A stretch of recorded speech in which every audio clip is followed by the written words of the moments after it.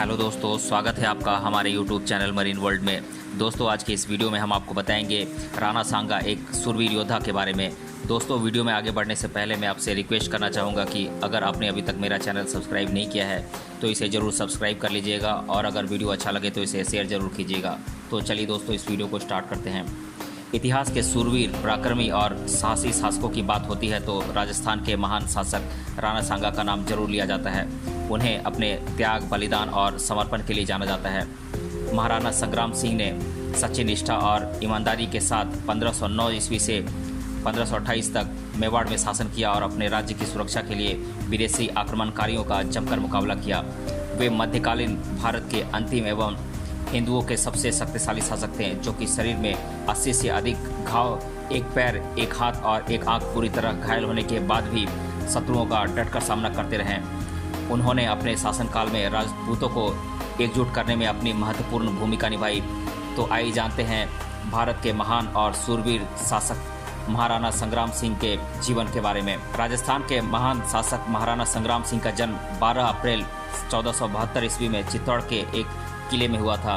वे बचपन से ही कुशाग्र बुद्धि के बालक थे, जिनका मन युद्ध कला सीखने में लगता था। उन्होंने अस्त्र शस्त्र की विद्या अपने बड़े भाई से ली थी। महाराणा संग्राम सिंह साल 1509 ईस्वी में मेवाड़ की राजगद्दी पर उत्तराधिकारी के रूप में आसीन हुए।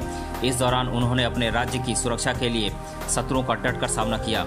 वे एक महान प्रतापी और शूरवीर शासक थे, जिन्होंने अपने राज्य में आक्रमणकारियों के खिलाफ सभी राजपूतों को एकजुट किया और अपने राज्य की बहादुरी से रक्षा की।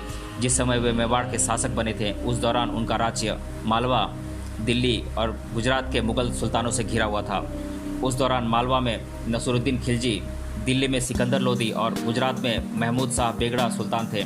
जब राणा सांगा शासन कर रहे थे, उस दौरान उनका राज्य काफ़ी समृद्ध और संपन्न राज्य था। उन्होंने एक आदर्श और महान राजा की तरह ही अपने राज्य की रक्षा की और तरक्की की। इस दौरान वे मेवाड़ के सबसे सुखी और संपन्न राज्य बना था। राणा सांगा ने अपने राज्य को आक्रमणकारियों से बचाने के लिए दिल्ली और मालवा के शासकों के साथ करीब 18 युद्ध लड़े। राणा सांगा ने न सिर्फ सिकंदर लोदी को अपनी अदम्य शक्ति और साहस का एहसास दिलवाया, बल्कि मालवा के राजा मुजफ्फर खान को भी पराजित किया और उनके दुर्ग पर अपना आधिपत्य स्थापित करने में सफल हुए। इसके अलावा महाप्रतापी एवं बलशाली शासक राणा सांगा ने फरवरी 1527 ईस्वी में खानवा के युद्ध से पहले बयाना के युद्ध में मुगल सम्राट बाबर को युद्ध में परास्त कर और बयाना का किला जीत लिया। इसके साथ ही उस दौरान उन्होंने राजपूतों की एकजुटता के लिए काफ़ी प्रयास किया। शक्तिशाली शासक राणा सांगा की मृत्यु कैसे हुई थी, आइए जानते हैं। राणा सांगा का मुकाबला फरगना के सुल्तान बाबर से हुआ था। मुगल वंश का शासक बाबर भी अपने शौर्य, साहस और पराक्रम के लिए जाना जाता था। दोनों महान शासकों की टक्कर काफ़ी जबरदस्त थी। राजस्थान के फतेहपुर सीकरी में दोनों शासकों का भीषण युद्ध हुआ। इस दौरान राणा सांगा बुरी तरह घायल हो गए थे। इस युद्ध में उन्होंने अपनी एक आंख, एक हाथ खो दी और उनके शरीर में कई गंभीर घाव हो गए। हालांकि इन सब के बावजूद भी उन्होंने अपना धैर्य नहीं खोया और बहादुरी से युद्ध करते रहे। हालांकि इस युद्ध में राणा सांगा को पराजित होना पड़ा। इसके बाद राणा सांगा के कुछ मंत्रियों ने उनके साथ विश्वासघात किया और उन्हें जहर दे दिया।